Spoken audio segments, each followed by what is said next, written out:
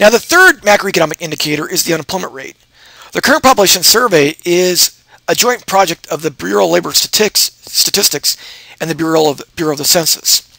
Every month, 1,600 CPS interviewers survey 60,000 households to establish job market status of each member of the household. You're in the working age population.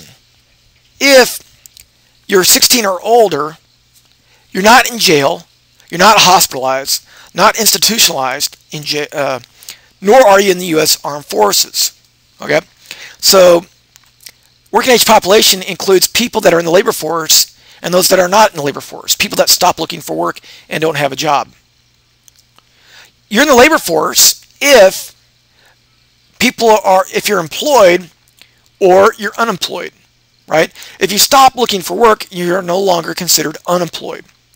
So if you're out of work and you're looking for work and you're 16 years of age or older, you're not in jail, you're not in the hospital, you're not institutionalized, you're not in the armed forces, then you're considered to be in the labor force.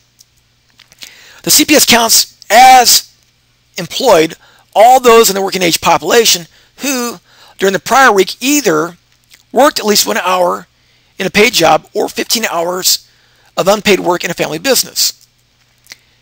Or you were not working but had a job from which you were temporarily absent. Like, for example, you didn't work last week because maybe you're on vacation, right? You didn't work any hours last week, but you're on a long vacation because you're a teacher during Christmas break. The CPS counts as unemployed all those in the working age population who during the prior week weren't working but were available for work, looked for work during the previous 4 weeks, or were waiting to be recalled to a job from which they had been laid off. Now, the unemployment rate is just the number of people unemployed, capital U, divided by the number of people that are considered to be in the labor force. So, in 2001, the labor force was 144 million people. The number of people that were considered employed was about 137 million people.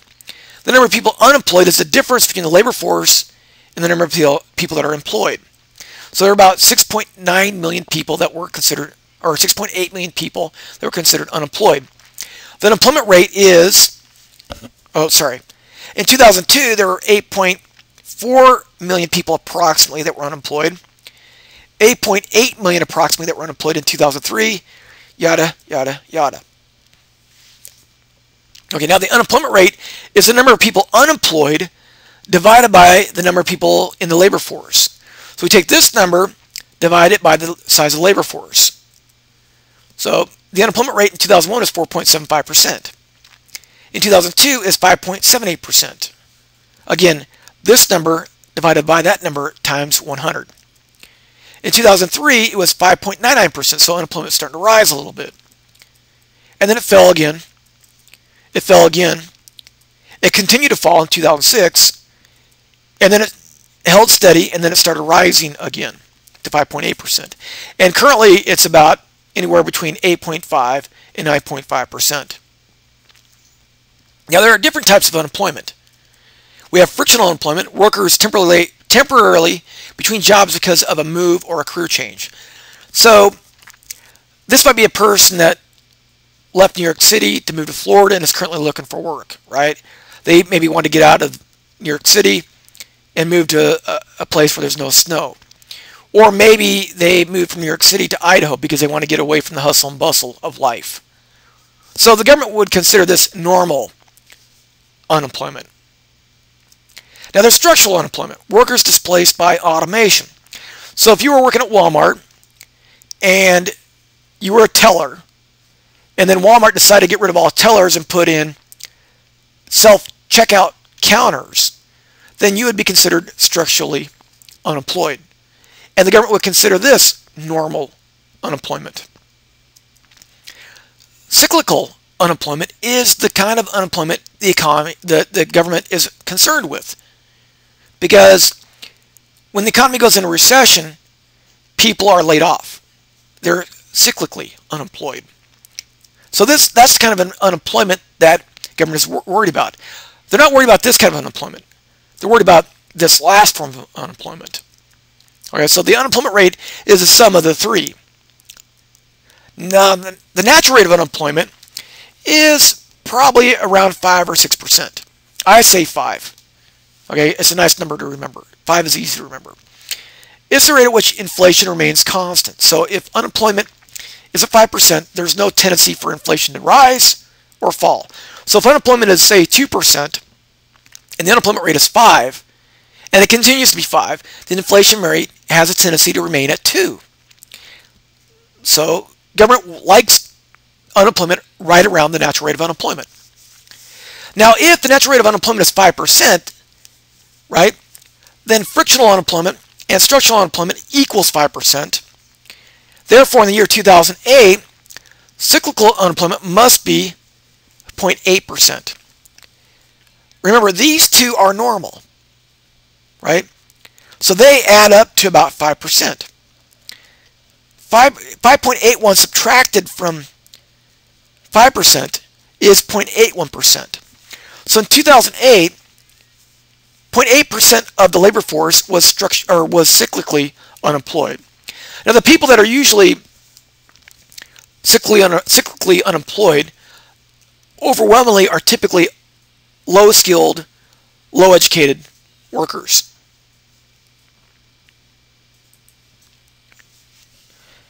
Those that are frictionally or structurally unemployed, that's typically about 5%. Changes in unemployment. Unemployment depends on the difference between real GDP and potential GDP. Potential GDP is the level of real GDP that the economy would have produced if its labor and capital were being fully employed. Remember, real GDP is allocative, efficient output of an economy. So in order to be allocative efficient, there has to be a kind of a balance where benefits and costs kind of equal. And the economy is on its production possibility frontier. Okay? So if real GDP equals potential GDP, that means the economy is on the production possibility frontier. Okay? So full employment occurs when real GDP equals potential GDP. Now, full employment does not imply that everybody that is unemployed has a job. Remember, the government is only concerned with cyclical unemployment. So when we're talking about full employment, we're talking about the cyclical unemployment rate being 0, which means the unemployment rate is equal to 5, because structural and frictional unemployment are normal. When this is the case, we're on the production possibility frontier, and the unemployment rate is 5%. So graphically, it is a vertical line in the aggregate demand aggregate supply model. Full employment is a vertical line in the aggregate demand aggregate supply model. The real wage rate makes the quantity of labor demanded equal to the quantity of labor supplied. Along the potential GDP line in the aggregate demand aggregate supply model, which is vertical, when the price level changes, the money wage rate changes, or the nominal wage rate changes to keep the real wage rate at full employment level. When the economy grows more slowly than its potential, meaning the economy is inside the production possibility frontier with unemployment high, it fails to generate new jobs for its ever-growing labor force. So real GDP, denoted Y, is below what it should be. This is the quantity that's on the production possibility frontier. So real GDP is less than what it should be, and unemployment is high, like it is right now. Currently, unemployment is between 8.5 and 9.5%. It's more than 5%. When the economy grows faster than its potential, the unemployment rate falls. So this is a situation when real GDP is more than what it should be. So the economy is slightly higher than a production possibility frontier. And the reason why this is because the unemployment rate is lower than what it should be, 5%. The unemployment rate might be 3 or 4%. In this situation, the Fed is very worried about future inflation. Full employment is reached when cyclical unemployment is 0, which implies the unemployment rate is about 5%. In this scenario, again, real GDP is equal to what it should be. A recessionary gap occurs when GDP is less than what it should be, which we call potential GDP or full employment output. So, remember, full employment output in the previous slide. I defined it as a vertical line in the aggregate demand, aggregate supply model. If the price level is 0, full employment output is still, say, $16 trillion. If the price were $10, our economy still could produce $16 trillion in output. If the price level were, say, $1,000, our economy is still going to produce $16 trillion in output. In a recessionary gap, it occurs when GDP is less, when real GDP, Y, is less than full employment output. Resources, capital, and workers are not being fully utilized, so unemployment is high. So when the intersection of aggregate supply and aggregate demand is on the left of full employment output, unemployment is high. Now, unemployment insurance was intended to replace a portion of a newly unemployed worker's income. So if in the past, before unemployment insurance was available to unemployed workers, they'd go from maybe making $100 a week to making nothing. And if that's the case, aggregate demand would just collapse. So unemployment insurance was intended to do what? Replace some of that income you lose. So it was intended to help prevent the next Great Depression. As a result of this recessionary gap, there is downward pressure on wages. Now, why is this? When unemployment is really, really high and there are no safety nets, people that have to, take care of their families and they don't have a job are willing to work for much lower wages than they normally would, right? So they're bidding down wages for those few opportunities that are available. So when unemployment's high and there are very few safety nets, people's reservation wages, the wage that they'd be willing to, start working at, fall dramatically. And so when wages are falling, what's happening? The marginal cost of production falls, which increases supply. And as a result, the gap will close on its own. This is what we call laissez-faire economics. An inflationary gap is a kind of like an opposite scenario, right? Real GDP is greater than what it should be. So this scenario is characterized by very low unemployment. And we had this kind of very low unemployment about 1997, 1998. It got down to as low as about 4%. Now the Fed feared that this would lead to future inflation, which I don't understand. I think that kind of inflation is fine. So the Fed started raising the federal funds rate, which a lot of economists believe popped the stock market bubble and led to the recession of the very mild recession of 2000-2001. So in a situation like this is why the Fed doesn't like it. A situation like this, where unemployment is very, very low, right? The economy is expanding very rapidly. Ford is selling a lot of cars. General Motors is selling a lot of cars. It can't keep up with demand. So maybe General Motors needs to hire more workers. Well, where does it get the workers from immediately? There's a lot of training that is involved in building a car. So maybe General Motors whispers to the workers over at Ford, hey, come work for me. I'll give you better wages and better benefits, right? And Ford's doing the same thing. So Ford and General Motors are bidding for very scarce labor because unemployment, again, is very, very low, right? So the thinking behind the Fed is that this competition for workers raises wages. Well, there's another thing that raises wages. If you're a firm that can't find workers willing to work for you, then you got to start paying your current workers. You got to ask them to work overtime. And overtime requires firms to pay time and a half. So whether firms are hiring workers away from other firms or they're paying their workers overtime, both lead to higher average wages. And higher average wages do what to supply curves? Higher wages mean marginal cost rise, which decreases supply curves. And if we add up all the supply curves, that means all these supply curves that are falling means that aggregate supply is going to fall. And aggregate supply will continue to fall until the gap is closed. When wages are starting to rise, firms are not stupid. They will think, all right, wages are rising. I needed to somehow come up with a way to do what? To offset those higher costs. So they're going to think of ways to be more efficient. They're going to come up with new technologies. For example, a store that is seeing large wage increases in tellers, and remember, unemployment is really low here, right? So stores are thinking, man, there's got to be a way I can get around paying these higher wages. And the unemployment is really high, or really low, right? 4%. So what might a grocery store do? Well, a grocery store might get rid of all of its tellers, right? And then replace those tellers with a bank of lasers where a customer puts all their groceries in a grocery cart. You go through the exit door of the store. The bank of lasers scans all of the UPC codes. In order for the customer to get out of the store, the customer has to slide their debit card or credit card or EBT card into the card reader. And then once the goods are paid for in the basket, they're allowed to leave.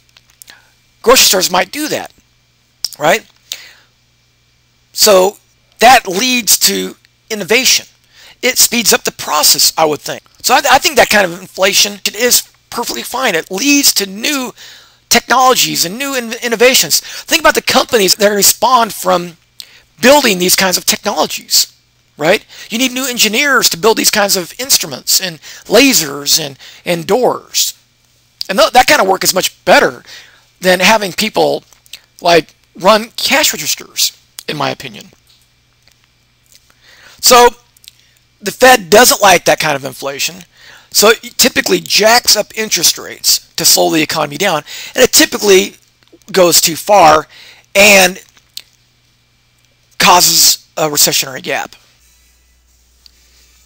The business cycle is the expansion and contraction in real GDP.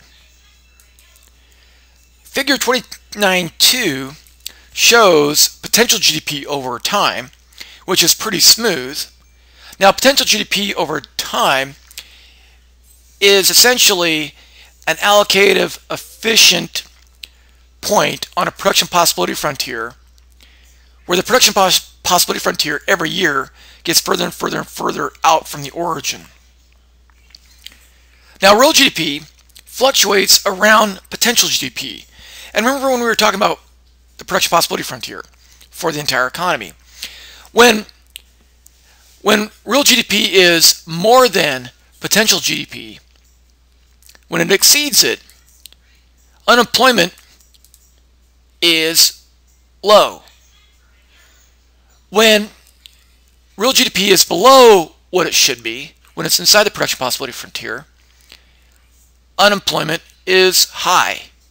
So we have low unemployment when real GDP is above potential. We have relatively high unemployment when real GDP is below potential. At this point here, unemployment is even higher, and real GDP is below potential. Now, when real GDP and potential GDP are equal, real GDP is where it should be, and so too is unemployment. Remember, unemployment is supposed to be around between 6 and 5%, and that's the case here. When real GDP equals potential GDP here, unemployment is about 5%. Now, the only problem with this is the trend of real GDP is heading below potential, which means unemployment is rising. Okay, now, interesting thing to point out here is that when unemployment starts to rise, inflation a period or two later starts to fall. Okay, and this is important because many economists, for years, the mainstream thinking was that there was a trade-off between inflation and unemployment. And we call that trade-off between inflation and unemployment the Phillips curve. So we have the inflation rate on the y-axis and the unemployment rate on the x-axis. Now, Edmund S. Phelps and Milton Friedman correctly pointed out in the 1960s that this is just simple causation. there is no underlying economic theory that says we have to have a trade-off between inflation and unemployment. Meaning we have to decide whether we're going to have low unemployment, high inflation, or we have to decide to have high unemployment and low inflation. Now, both predicted that this relationship would fall apart, and that prediction came to fruition in the 1970s. And the reason why the Phillips curve fell apart is because the Phillips curve was shifting. And why was it shifting? Well, people's, businesses, inflation expectations were changing constantly because of bad monetary policy. The Fed was essentially, during the 1970s, helping President Nixon mask his budget deficits. They were printing all kinds of money. And there was too much money out in the economy needed to buy the same number of goods. So if there's a lot of excess money in the economy, the value of that money falls. And when that value of that money falls, we get inflation, so everything costs more. And that's the kind of inflation that I think is a bad kind of inflation. When the Fed prints way too much money, floods an economy with lots of extra dollars,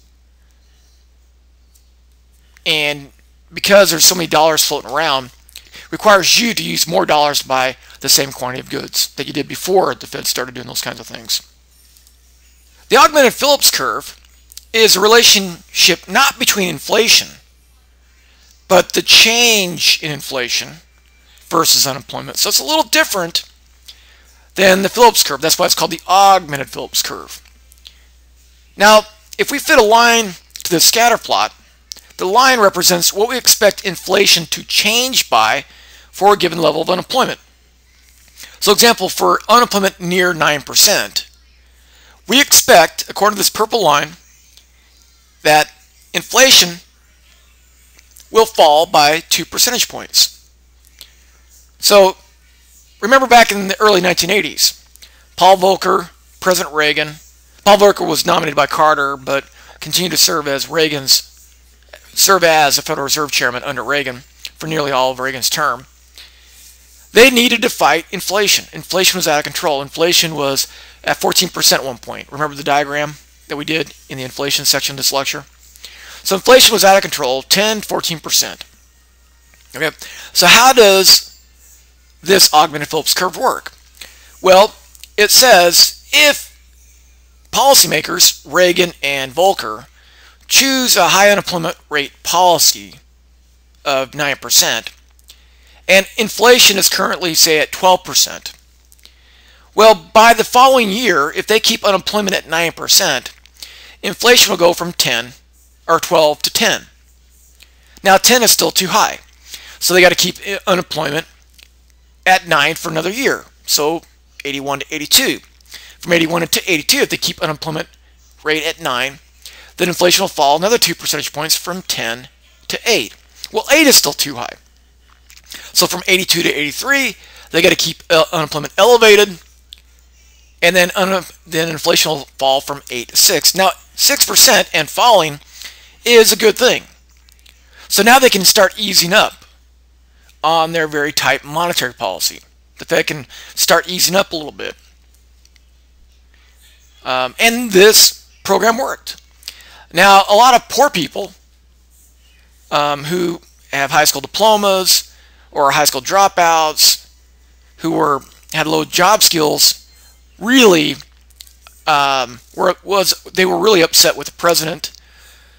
And as a result of Paul Volcker doing this, which was necessary, Reagan lost control, I believe, of both the House and the Senate. Oh no, he lost control of the Senate. He never had control of the House.